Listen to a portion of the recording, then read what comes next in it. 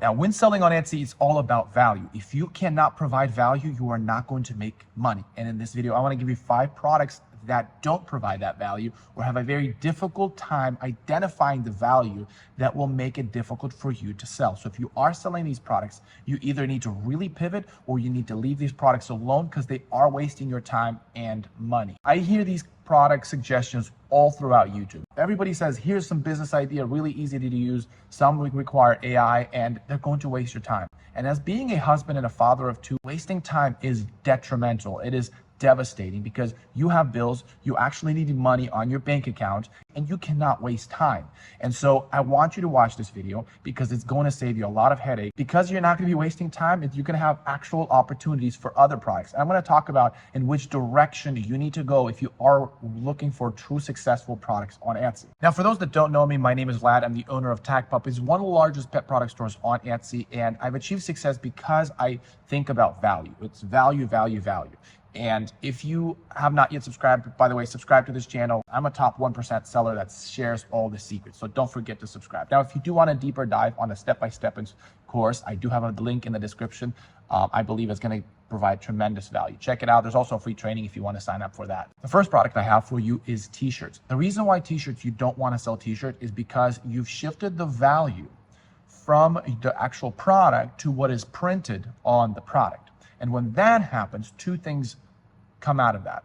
One, the barrier to entry has now decreased. For example, if you're a soccer mom, you want a soccer T-shirt, that's the demand. That's what you want. You go on Etsy to fulfill that demand, and people that will provide the value in satisfying that demand, there's an ocean of them because anybody can print, anybody can do print on demand. So now you're competing with so many different people on that demand. 2, when the value is not in the product but in the print, the demand is not as strong. It has decreased. Soccer mom can be bought from Walmart. The demand is no longer as strong because it is not necessary. The mom doesn't have to buy the T-shirt, and she doesn't have to buy the T-shirt from this store. Your conversion rate and click-through rate is going to be much lower, which means your access to advertising is going to be much more difficult. I get a lot of people complaining that advertisement doesn't work for them and it's a waste of money. Well, it's a waste of money because your product doesn't have a strong enough value. Number 2 is mugs. The reason you don't want to sell mugs, 1, is for the same reason that you don't want to sell T-shirts, but 2, you are now competing with gifts.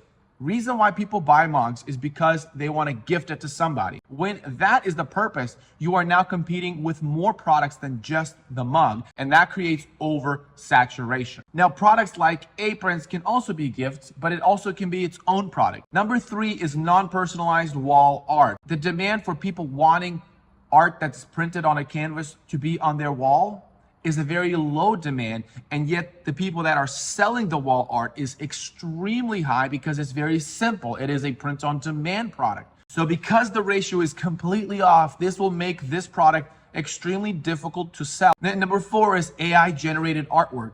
When you're creating artwork, you have to think about the use of the artwork. If you're just generating a space monkey, not a lot of people will actually need a space monkey. A lot of people will need an Instagram highlight icon. It's not as easy to create icon, and not only one icon, but to create a theme of icon, or creating it into SVG format or a vector format like PDF or .ai. But if you're just generating a space monkey, you are becoming very irrelevant. There's no point of people buying space monkeys. AI artwork is not utility focused. It is focused to people putting on T-shirts, and that's pretty much it. And so if you're selling artwork, not only are you oversaturated, but you're not focusing on utility. Okay, number 5, and this is my favorite one, and this is a little bit more specific, but it's the first page product. When you're typing in, say, keywords such as gift for him, you're gonna have a list of products. And oftentimes people just take those products, copy them, and bring them back to market. The reason that's a very, very difficult thing to do in terms of actually making sales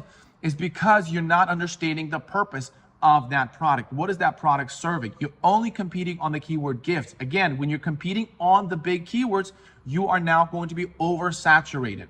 What you need to do instead is you need to narrow down into a specific purpose. For example, kindergarten teacher gift. That's a more specific kind of gift where you're entering a niche and understand the purpose of that product being sold. But if you're going to copy the keywords on the first page, such as gift for him, gifts for her, or just gifts, you're going to have a much more difficult time because you are broad in your approach and you need to narrow down. Now, if you want to know how to product research, check out this video. I talk about exactly the techniques that I use to research for my products. Now, if you want a deeper dive, check out the link in the description on my step-by-step course on how I was able to build a successful Etsy business.